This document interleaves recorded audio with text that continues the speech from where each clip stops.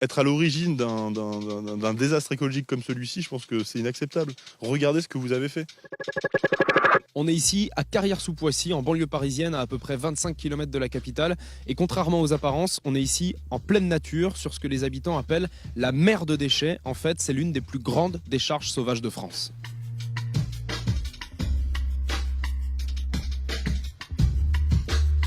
Là, ils ont dû rénover une vieille baraque. Ils ont enlevé toutes les anciennes fenêtres pour en mettre des nouvelles. Et puis, ils ont tout mis là. Là, c'est le coin des ordis. Donc les gens qui déposent les déchets récupèrent ce qu'ils peuvent récupérer et puis ils abandonnent le reste. Là-bas, même principe, mais avec les aspirateurs.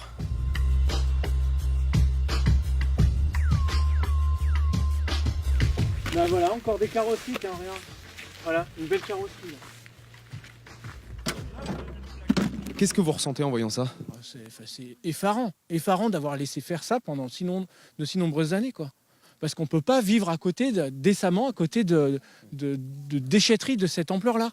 Moi, je venais ici, j'étais tout gamin. Sur le tracteur de mon beau-père, j'avais 5 ans. Hein. C'était la campagne? Ah bah ouais, ici, j'ai ramassé des poires, des légumes. Après, on allait au hall vendre ça. Et du coup, voir ça aujourd'hui? Ah bah mon beau-père, il a 94 ans, il veut pas voir les images. L'autre jour, il avait presque les larmes aux yeux quand je lui expliquais un petit peu. On est avec Anthony, qui habite la ville et qui préside une association de défense de l'environnement. Qui c'est qui vient décharger ici ces déchets? Écoutez, je pense qu'un simple contrôle visuel permet quand même de comprendre que ce sont des entreprises qui essaient de se défausser de leur obligation de traitement de déchets et qui passent par des réseaux manifestement bien organisés qui gèrent ce type de filière illégale.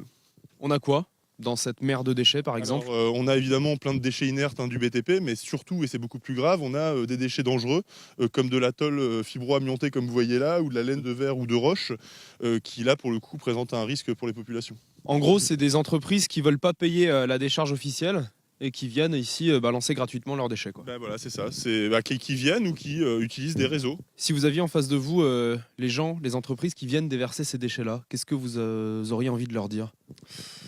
Regardez.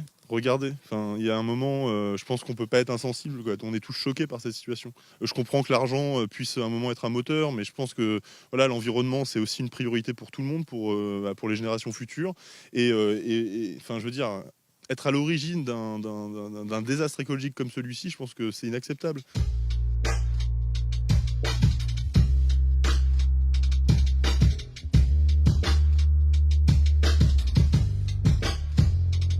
Alors un matin, je suis venu ici, il était 6h du matin, j'ai posé ma caméra et je suis venu la chercher le lendemain et on voyait les camionnettes, 20 camionnettes par jour, de marche arrière et on déchargeait.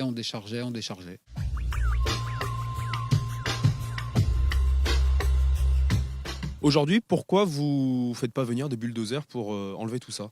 Alors, faire venir des bulldozers, c'est une solution très pratique, mais enlever tout ça, c'est bien, mais il faut aussi prévoir le traitement, assurer le tri le plus fin possible, parce que tous les déchets ne vont pas au même endroit. Ça coûte cher, concrètement. Ça coûte très cher. Est-ce qu'on sait quelles entreprises ont eu recours à ces services complètement illégaux? Difficile de savoir quelles sont les entreprises. Il faudrait remonter jusqu'en petite couronne, faire une enquête policière assez conséquente qui dépasse des limites territoriales et du coup des limites administratives aussi, et donc de consacrer des policiers de manière assez intense pour le coup.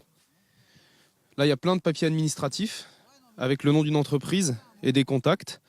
Donc on va appeler ces gens-là pour savoir pourquoi leurs papiers se retrouvent ici. Là, il y a une carte d'un certain Michael, ingénieur d'affaires dans une entreprise, avec son portable. On va l'appeler.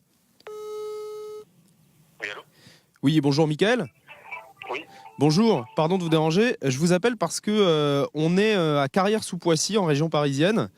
Et en fait, il y a une immense décharge sauvage dans laquelle on a retrouvé vos cartes de visite et de nombreux papiers administratifs qui vous appartiennent. Vous aviez des petits tiroirs un peu noirs sur roulette? Ouais, c'est ça, des trucs qui se mettent sous les bureaux. Ouais, c'est ça, ils sont là, ils sont déchargés là en pleine nature.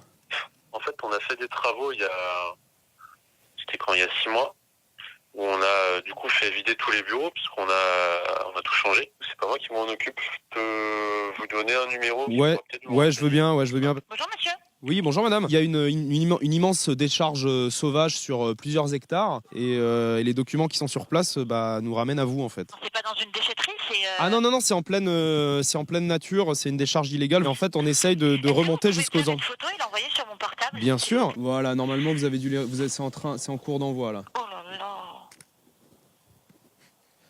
ouais, c'est sympa. On était passé par une société qui était censée le mettre dans une déchetterie et pas dans la rue, quoi. Et ça vous surprend quand je vous dis qu'ils balancent tout dans la nature ou... Ah, mais alors, franchement, j'attendais la photo. Alors, c'est pas que je vous croyais pas, hein, mais parce qu'effectivement, c'est nos documents, donc c'est forcément... mais franchement, ouais, je suis très surprise.